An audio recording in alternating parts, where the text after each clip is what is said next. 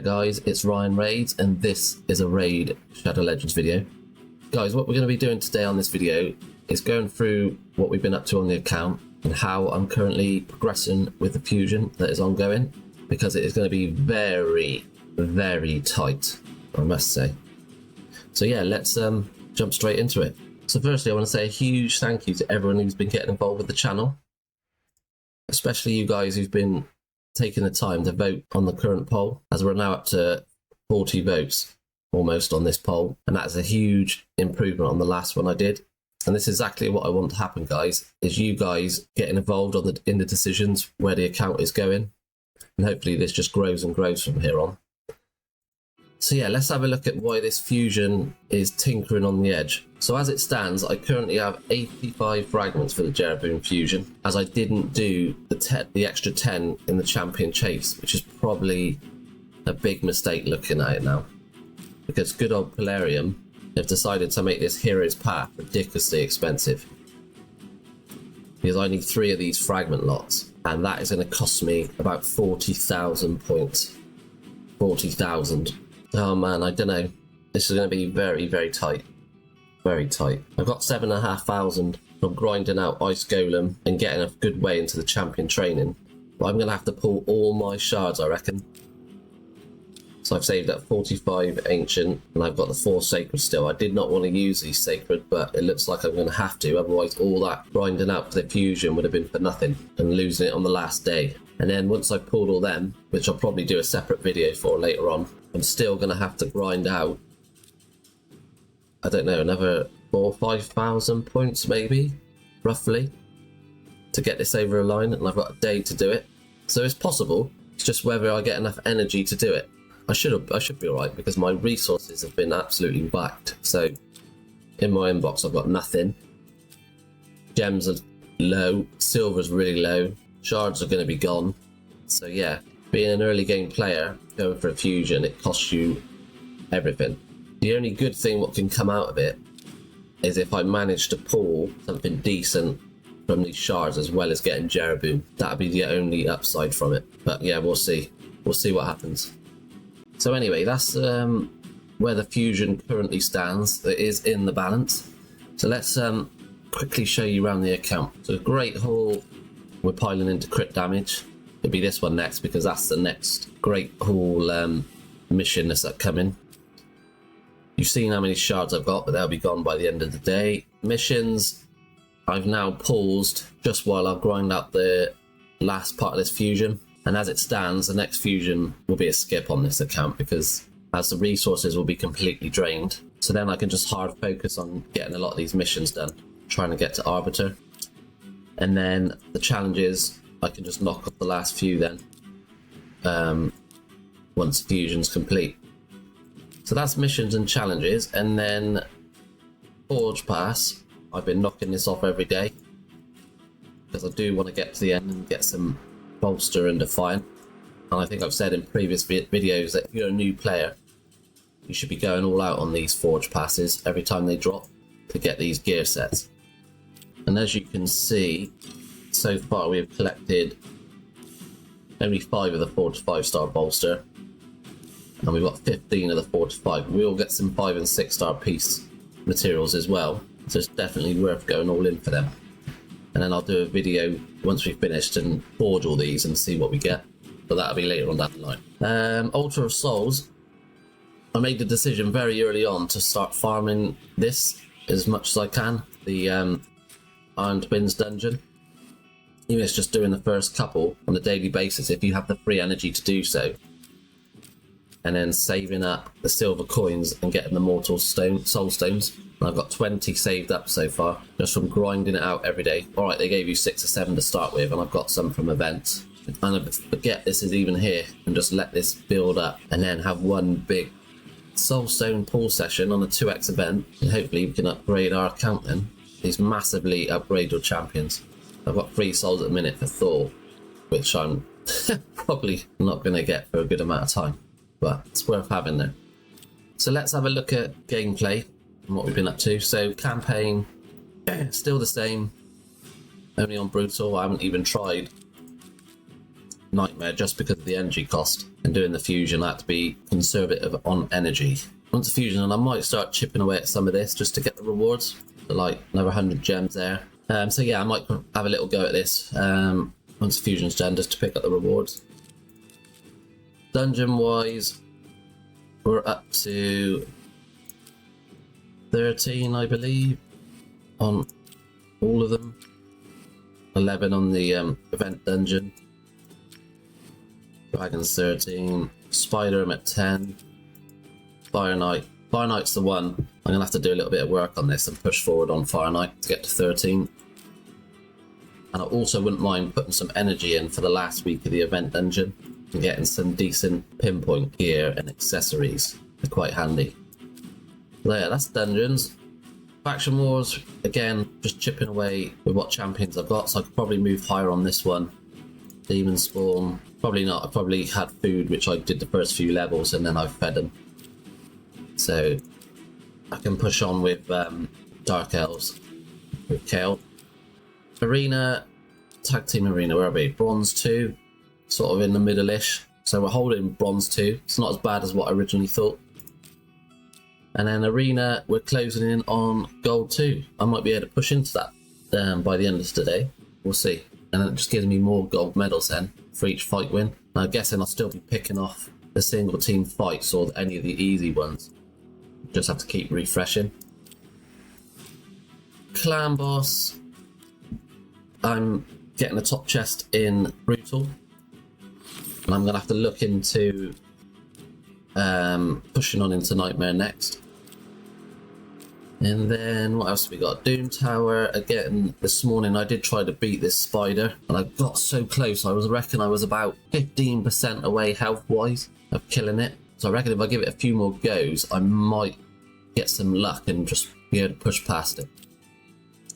But that is about it for gameplay. Siege starts in 2 days, so we'll see how we get on with that. This will be my first proper one where I've got 2 defenses and I can actually attack people. So we'll see what happens with that.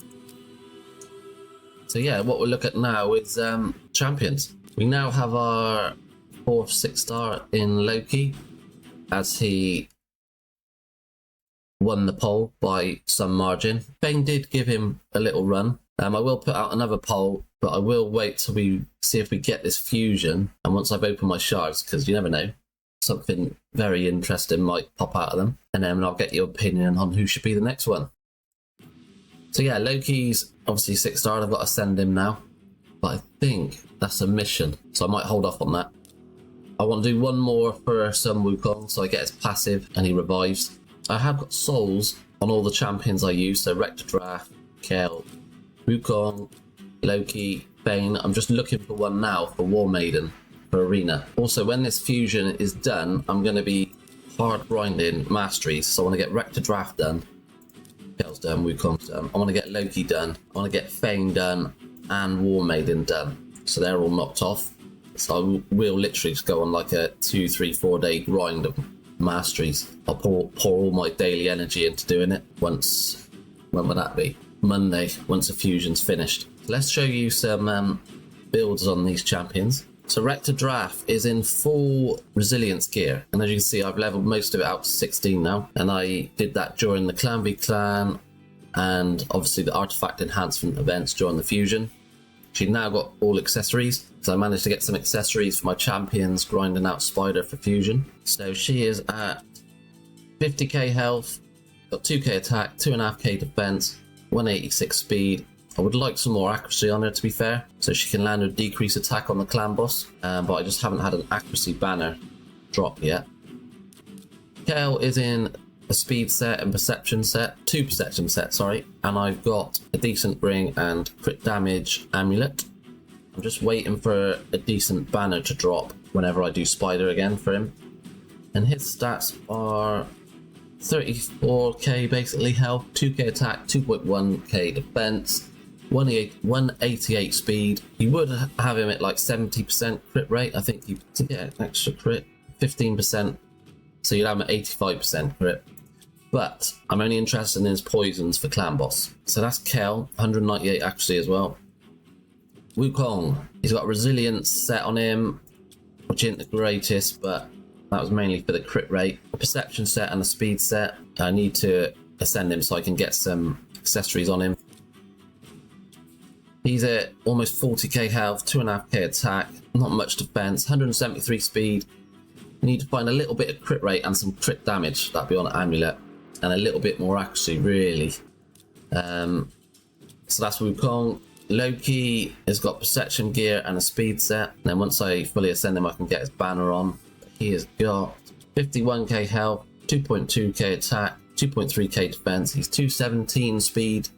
He's the fastest champion I got because he goes first in arena for his increased attack. And he's got 192 accuracy, so he can land his abilities.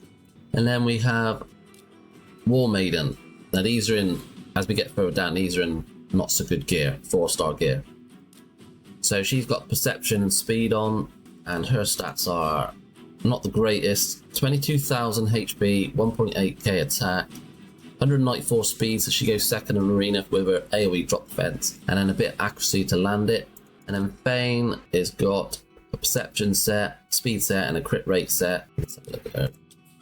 She's only got 21k health, 1.5k attack, 1200 defense, 163 speed, and a bit of accuracy. So not the greatest build. However, the one good thing about doing these fusions is all the events you do and the stuff you get from them. So once there is a free gear removal, I can change all this gear about because I've got some okay pieces now from farming the dungeons for this fusion.